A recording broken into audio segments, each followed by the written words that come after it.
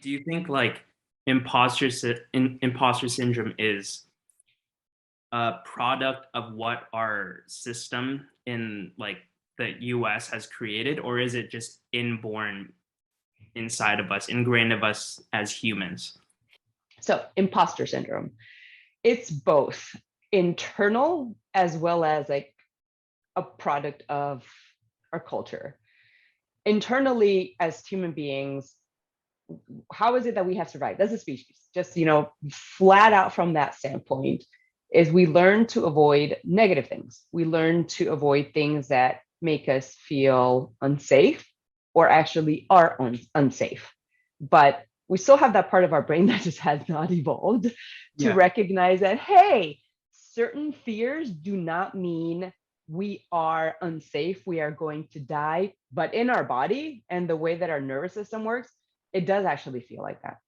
So if you think about that, it can be in an unsafe relationships, be in a even in a bad relationship, just in a relationship that's not working out, and you feel like something is really intimately wrong. And part of it is like getting ourselves out of that situation to really have a clear perspective. The other part is culturally, we have come to a point where we are constantly telling people that they're not enough. They're not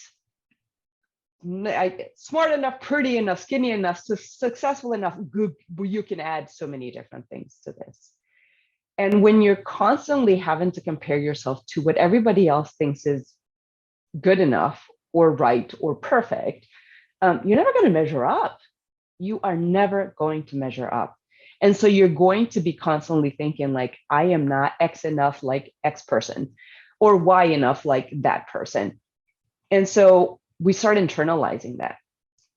And like with many things, when there's a label, like imposter syndrome, it's too easy to be like, I have this. This is a condition that I have. But it's really just a label that, applies to a feeling. But what do we know? Thoughts affect feelings, and feelings are what influences our behavior. Mm-hmm. So part of that is like disrupting, like, okay, what is actually going on? And how true is this? And kind of go from there.